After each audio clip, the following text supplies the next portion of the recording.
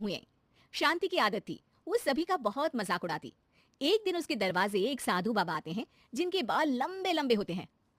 बेटी, बाबा भूखा है, कुछ खाने को दे दे। हाँ बाबा आई, खाने को तो बनाया है लेकिन अपने लिए, आपके लिए तो ये ब्रेड है, ले लो। बेटी, बाबा रोटी खाना चाहता है। वो क्या है ना, सुबह से भिक्षा नहीं मिली, 2 रोटी तो बना दे।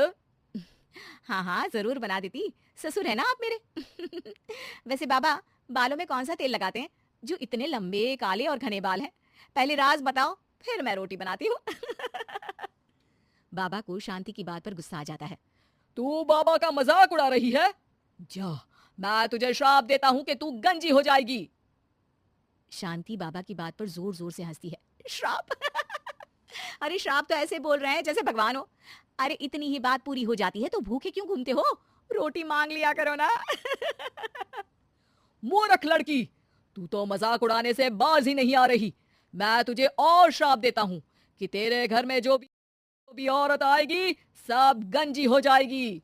बाबा वहां से चला जाता है और शांति के बाल धीरे धीरे झड़ने शुरू हो जाते हैं और एक दिन तो वो पूरी टकली हो जाती है और वो अपने पति से कहती है, हाय रे, इस शहर का पानी भी ना कितना गंदा है।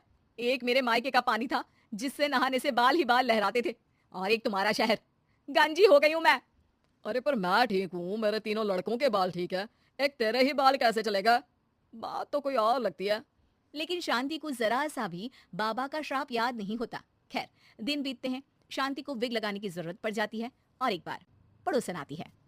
अरे शांति, तेरे ना तो सास घर में ना ससुर, क्यों सारा दिन सर ढकी रहती है?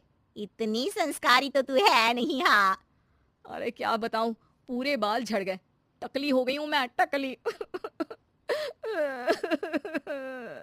अरे अरे चुप कर शांति, कोई सुन लेगा। एक काम कर, वो डॉक्टर बाल है ना, उनके पास चली जा। वो तुझे आर्टिफिशियल हेयर लगा देंगे, फिर तो पहले से भी बहुत अच्छे बाल लहलाएंगे तेरे सर पर। शांति डॉक्टर के पास जाती है। डॉक्टर उसे हैरानी से देखता है। क्या हो गया डॉक्टर साहब, कभी टकली औरत नहीं देखी क्या? अरे देखी तो है, लेकिन इतनी टकली नहीं देखी। इतनी टकली से क्या मतलब है? टकली तो टकली होती है ना। अरे नहीं नहीं बहन, मैंने अपने 30 साल के करियर में ऐसी टकली नहीं देखी। अरे ठीक है, पहले मेरे सर में बाल उगाने का कितना लगेगा ये बताओ। डॉक्टर सर देखते हैं और कहते हैं, ना जी ना, कुछ नहीं हो सकता, आपके सर पर बाल उग ही नहीं सकते, अंदर तक बंजर है जी आपका सर। शांति मुंह लटकाकर घर आ जाती है। अब कभी वो नकली बाल लगाती तो कभी पल्ले से सर ढकती। दिन बीतते हैं और उसके तीनों लड़के बड़े हो जाते हैं। एक दिन शांति का पति कहता है, मैं सोच रहा हूँ तीनों की शादी एक ही साथ करवा दूं, खर्चे भी बच जाएंगे और 3 बहुएं एक साथ आ जाएंगी, क्यों? हाँ वो तो ठीक है, लेकिन मेरी एक शर्त है। अरे इस शहर में तीनों की शादी करवाएंगे और कल को दूसरे शहर की लड़कियों को यहाँ का पानी सूट नहीं किया तो, जैसे मैं गंजी हो गई वैसे ही वो तीनों भी हो जाएंगी तो।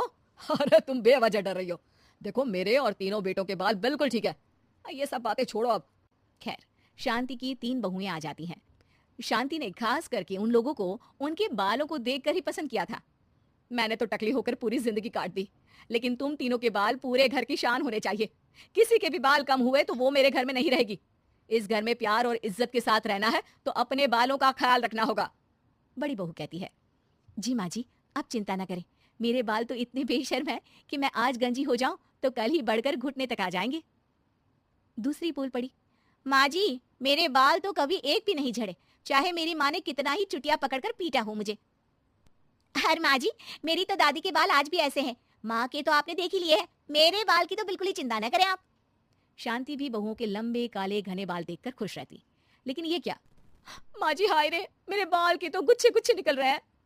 शांति हैरान रह जाती है कि ये क्या, पर फिर भी बाबा की बात उसे याद ही नहीं आती कि इस घर की किसी भी औरत के सर पर बाल नहीं होंगे। ऐसे ही दूसरी और फिर तीसरी बहू के बाल भी झड़ने लगते हैं। शांति सर पकड़कर बैठ जाती है। अरे शांति, क्या हो गया, अब क्यों परेशान दिख रही हो? अरे क्या बताऊं, पहले मैं टकली हो गई, अब मेरी तीनों बहुएं भी टकली होने वाली है। देख शांति, अब तो मामला कुछ और दिख रहा है, कहीं कभी किसी ने तुझे कोई श्राप तो नहीं दिया? अब शांति का माथा ठनकता है और उसे वो बाबा याद आ जाते हैं। अरे हाँ हाँ, वो बाबा आए थे 20 साल पहले। फिर शांति उसे सारी बात बता देती है, लेकिन उसके 2 ही दिन में उसकी बाकी की तीनों बहुएं भी गंजी हो जाती हैं।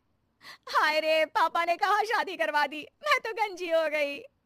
ये सब सासू माँ को मिले उस श्राप के कारण है। और कैसे हम लोगों को बोल रही थी बाल नहीं तो घर पे रहने नहीं देंगी। अरे केस कर दो ऐसी औरत पर। तीनों टकली बहुएं शांति के पास जाती है और उसे भला बुरा कहती है। माफ कर दो, क्या करूं अब मैं।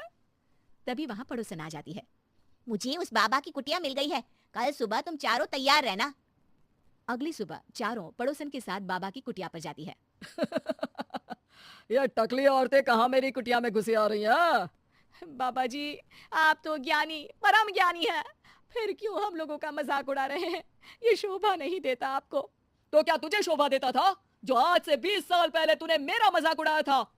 बाबा मुझे माफ कर दो, मैंने तो जैसे तैसे जिंदगी काट ली, लेकिन इन बच्चियों का क्या कसूर है? मेरी सजा इन्हें ना दे।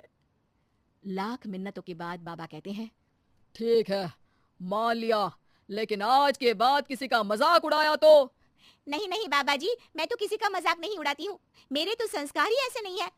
हाँ बाबा जी, किसी ज्ञानी बाबा का मजाक उड़ाना तो बहुत बड़ा पाप है। तीसरी भी बाबा से माफी मांगने लगती है। बाबा मैंने अपनी पूरी जिंदगी ऐसे ही निकाल दी है, प्लीज अब मेरे बाल भी मुझे